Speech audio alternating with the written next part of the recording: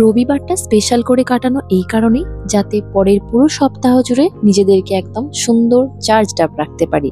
Hello everyone, আমি Ritu from Siliguri and welcome to my channel Ritu Rang. রবিবার সাধারণত আমাকে আর রিকোকে আগেই উঠে পড়তে হয়, কেননা রিকোর তেকোয়ান্ডো ক্লাস থাকে। তবে আজকে উঠেছি একদম আরাম করে 8:30টার সময়। আজকে রিকোর ক্লাসটা ছুটি আছে। আর সকালে ব্রেকফাস্টে একদম দুই ছেলের পছন্দের ব্রেকফাস্ট, একজনের ফ্রেঞ্চ টোস্ট আর একজনের ওটস। আজকে ওটস বলেছে পমিগ্রানেট দিয়ে খাবে না, আজকে অ্যাপেল দিয়ে খাবে।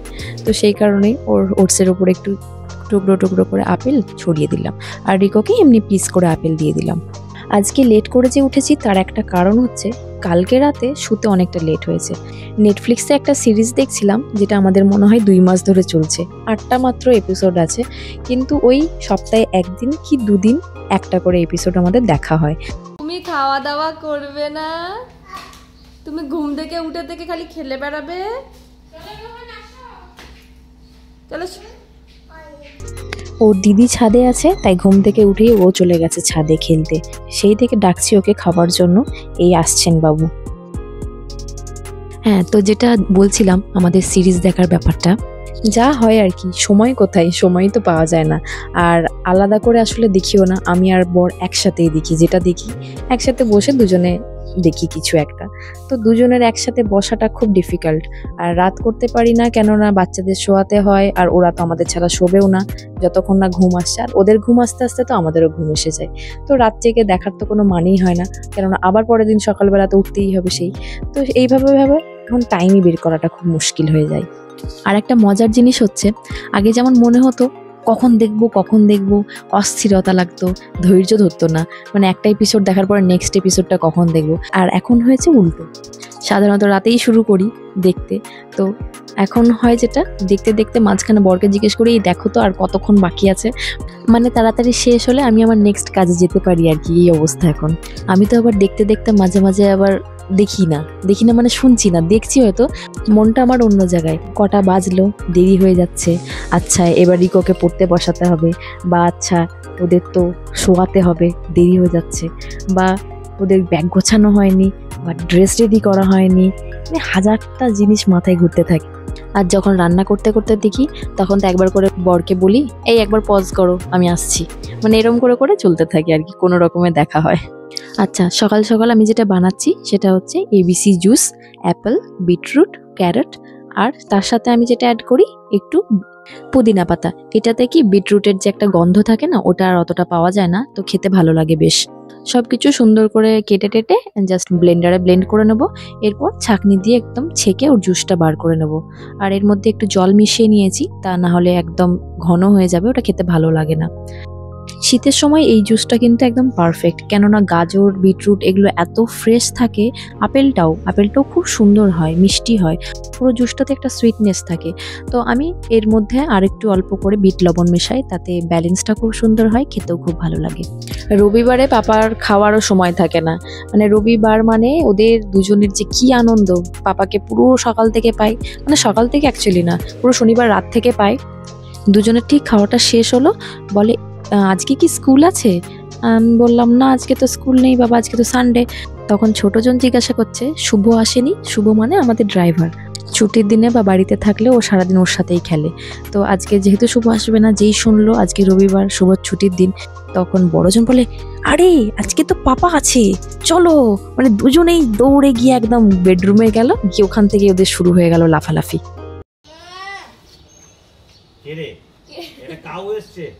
রোহনের কাউ এসছে কোথাও, এই কাউ বেরিয়ে এসো। জুরাসিক ওয়ার্ল্ড দেখে কদিন ডাইনোসর নিয়ে চললো, মানে যেগুলো মুভিতে দেখে ওগুলোকে রিক্রিয়েট করে। আর এখন দেখানো হয়েছে গডস মাস্ট বি ক্রেজি। তো এখন 2 দিন ধরে এইগুলোই চলছে। এবার তুমি কোথায়? এখানে কি হচ্ছে? হ্যাঁ, তুমি ছোট মিস্টার বিন, কি করছো তুমি ওখানে পাপাকে নিয়ে? হ্যাঁ মাম্মা, কোনটা করতে পারছো না? Lord Ganesha is worship during Ganesh Chaturthi. রিকোকে একটু পড়তে বসিয়েছি, যেহেতু এখন আবার এইসব টেস্ট চলছে, এখন তো একটু পড়াতে বসতেই হবে। তো এরই মাঝখানে আমাদের প্ল্যান হচ্ছে আমরা কোথায় ঘুরতে যাব মানে লাঞ্চ করতে যাব। তো তার ফাঁকে আমি ভাবলাম আগে ওকে পড়িয়ে নিই, আর আমাদের ব্রেকফাস্ট করাটা এখনও বাকি আছে। তো হালকা করে ভাবলাম জাস্ট ডিমের একটু অমলেট করে নিই, চিজ দিয়ে সবজি দিয়ে, ওটাই করলাম। তিনজনেরই একসাথে করে নিয়েছি, অল্প করে খেয়ে বেরিয়ে যাব। এই দেখুন আমাদের বাগানে এখন ঘাস বসানোর কাজ চলছে। ঘাস ছিল যেটা কার্পেট ঘাস বলে, কিন্তু ওটা না মানে মরে যায়, থাকে না, বর্ষাকালে জল জমে যায়, শীতকালেও ড্রাই হয়ে গিয়ে মরে যায়। তো আমাদের মালি এখন এই মোটা মোটা ঘাসটা এনেছে, বলছে আমাদের এই দিকটা যেহেতু রোদ আসে না, এই এরিয়াটার জন্য এই ঘাসটাই নাকি ভালো হবে। তো দেখা যাক, নতুন একটা ঘাস বসানো হচ্ছে, কেমন লাগে দেখি এটা। আর আমরাও সব রেডি হয়ে একবারে নেমে পড়েছি। তো যাওয়ার আগে একটু দেখে নিচ্ছি এখানে কাজটা কিরকম চলছে, ঘাসটা যে লাগাচ্ছে। তো এটা জাস্ট দেখেই আমরা বেরিয়ে যাব। আর এখানে দেখুন ডালিয়া ফুলগুলো ফাইনালি অনেক বড় বড় হয়েছে। ডালিয়া ফুল এগুলো সব পেছনে রাখা ছিল, মানে একদম ফুটে যাবার পরে তারপরে এদিকে এনে রাখা হয়েছে। এই যে নখ খাচ্ছে একজন একজন, ও তো এগুলো থেকে যা ফুল হয় রোজ যখনই নামে তখনই ফুল ছেড়ে, তাই না রে টুনটুনি?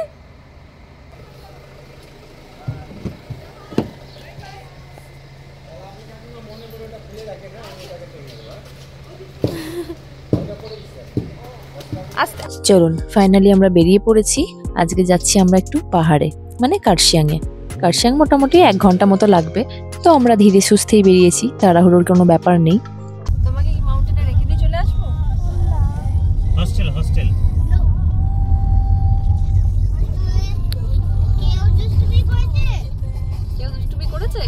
দুষ্টুমি যখন করে তখন ছোটটাকেই বিশেষ করে বলা হয় যে ওকে হস্টেলে রেখে আসবো, ওকে আর বাড়িতে রাখবো না, এত দুষ্টুমি করে।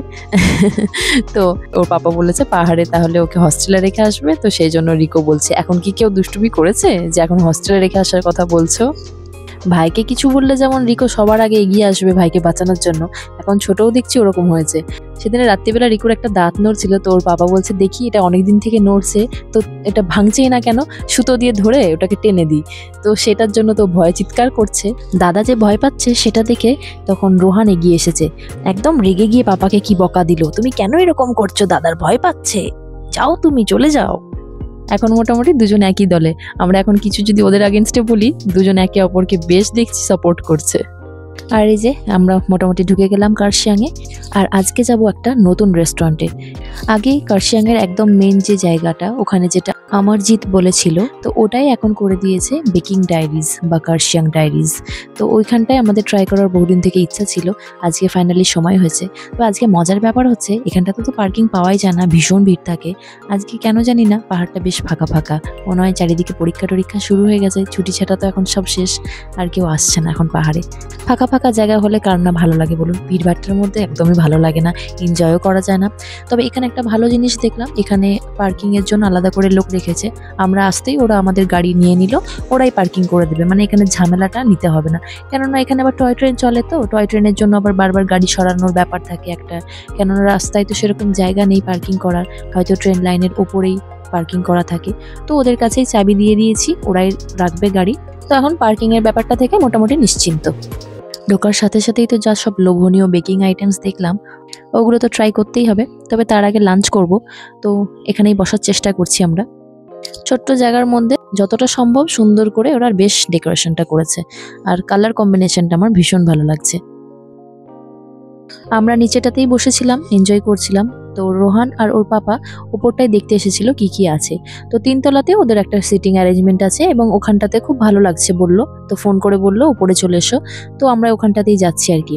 এখানটা অ্যাম্বিয়েন্সটা হচ্ছে এখানে একদম লাইভ গান টান চলছে, ভীষণ ভালো লাগছে। তবে গানটা যে দিকটাই হচ্ছে ওখানটায় এখনো সিট খালি নেই, তো আমাদেরকে এখন এখানটাতেই ওনারা বসতে বললেন। তো ওদিকে সিট খালি হলে ওনারা আমাদের ওদিকে বসার অ্যারেঞ্জমেন্ট করে দেবেন। মেনু কার্ড দেখার সময় একটা জুসের ছবি দেখতে পেয়েছে রেড কালারের, ও তো আর পড়তে পারছে না, বলে আমি ওয়াটারমেলন জুস খাবো। যাই হোক, ওনার জন্য সেটাই এখন বলা হলো।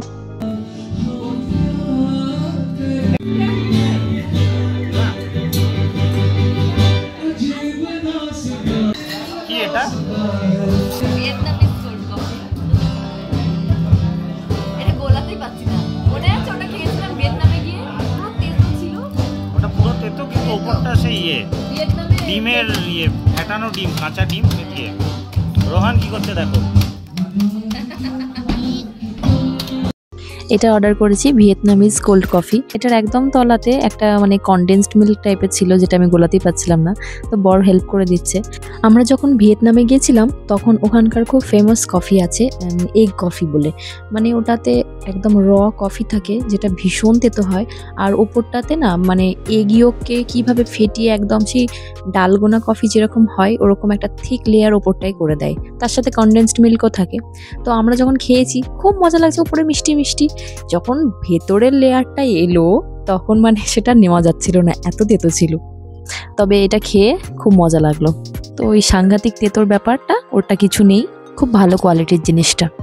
আর রিকো তো ওই স্প্যাগেটি পাস্তা এসব খেতেই ভালোবাসে, এখানে এসেও তাই অর্ডার করেছে। রোহানও খাবে বলেছে, দেখা যাক ও কতটা খায়।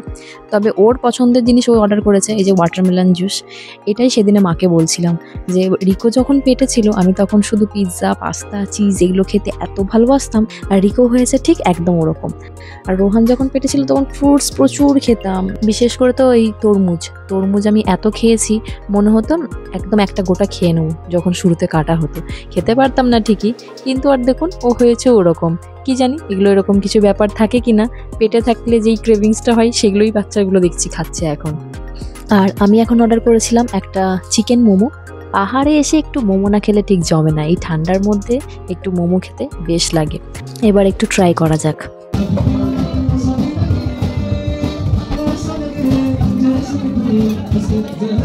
মোমোটা একদম সফট নরম তুলতুলে, আর তেল তো একদম নেই বললেই চলে। চাটনিটাও ভীষণ টেস্টি, এদের খাবারের কোয়ালিটি বেশ ভালো দেখছি। স্পাগেটিটাও ট্রাই করলাম বাচ্চাদের যেটা দিয়েছে, তো এর মধ্যে না খুব সুন্দর ফ্লেভারগুলো পাওয়া যাচ্ছে। আরে বাপরে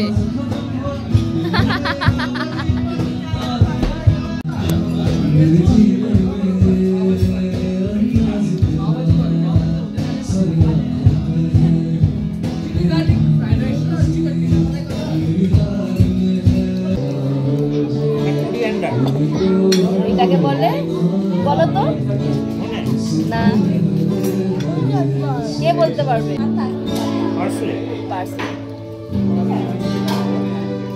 বাচ্চাদের মোটামুটি খাওয়া হয়ে গেছে, আমাদেরও একটু স্টার্টার খাওয়া হয়ে গেছে।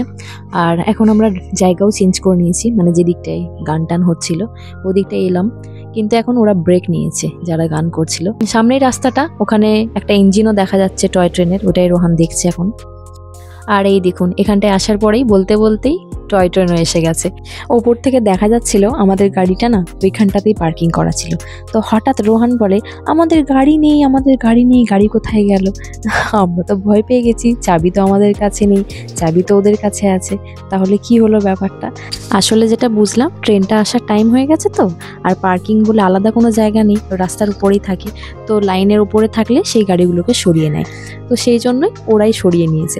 তারপরেই যথারীতি গাড়িটা আবার ওখানেই রেখে দিয়েছে, আমরা উপর থেকে দেখতেও পাচ্ছিলাম। আর এই যে মা এদিকে অর্ডার করেছে পাস্তা। মা কিন্তু পাস্তা খেতে অতটাও ভালোবাসে না, কিন্তু এখানকার পাস্তা একদম হিট, পাস্তা এত ভালো খেতে। এখানে যেটা মা অর্ডার করেছে ওটা ছিল পাস্তা ইন পেস্তো সস, তো এটা দারুণ খেতে, মানে অসম্ভব ভালো একটা ফ্লেভার। এদিকে বর অর্ডার করেছে একটা গ্রিল চিকেনের সিজলা টাইপের। আর আমার অর্ডার এখনো আসেনি, আমি চারিদিকে ঘুরে ঘুরে সবার খাবারটা খেয়ে বেড়াচ্ছি।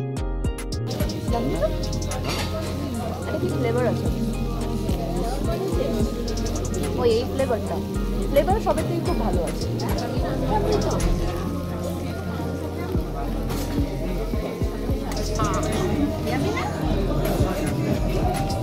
গানটাই হচ্ছে না, আমরা এখানে এলাম গানটাই তো বন্ধ করে দিলাম। গানটা 8 ঘন্টা তো ব্রেক নেবে। এই যে লাস্টে এসে গেছে আমার ডনবুরি রাইস, এটা হচ্ছে একটা জাপানিজ ডিশ। চলুন এবার এইটা দেখি খেয়ে কীরকম করেছে। বাকিগুলো তো দারুণ ছিল, সব ফ্লেভারগুলো খুব ভালো লেগেছে। সবার খাবার খেতে খেতে আমার পেট ভরে গেছে, আমি একটু ওয়েট করি। এদিকে মা বলছে আমার পাস্তাটা আরেকটু খাও, আমি এতটা খেতে পারবো না। খেয়ে টেয়ে নিয়ে লাস্টে দেখি যতটা পারবো, বাকিটা না হলে পার্সেল করে বাড়িতে নিয়ে যাবো।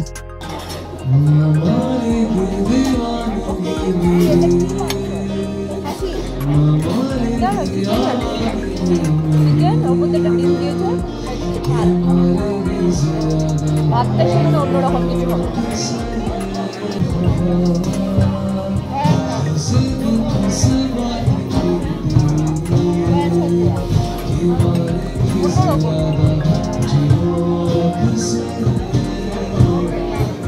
চলুন, খাওয়া দাওয়া হয়ে গেছে, পেট একদম ফুলে গেছে।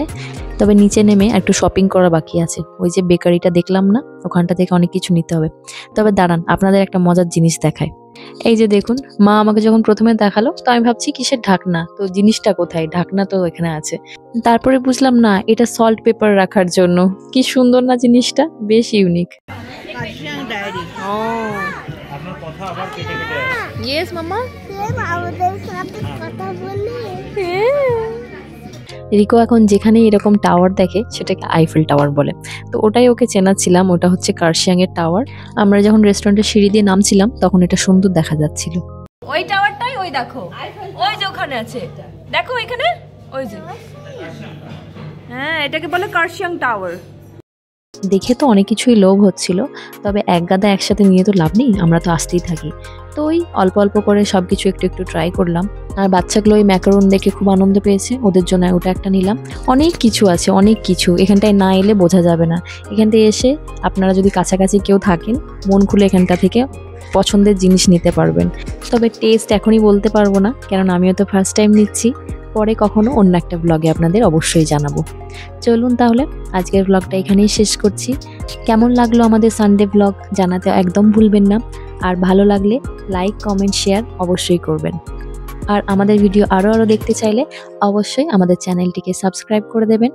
দেখা হবে খুব তাড়াতাড়ি নতুন কোনো একটা ভিডিওতে। সবাই ভালো থাকবেন।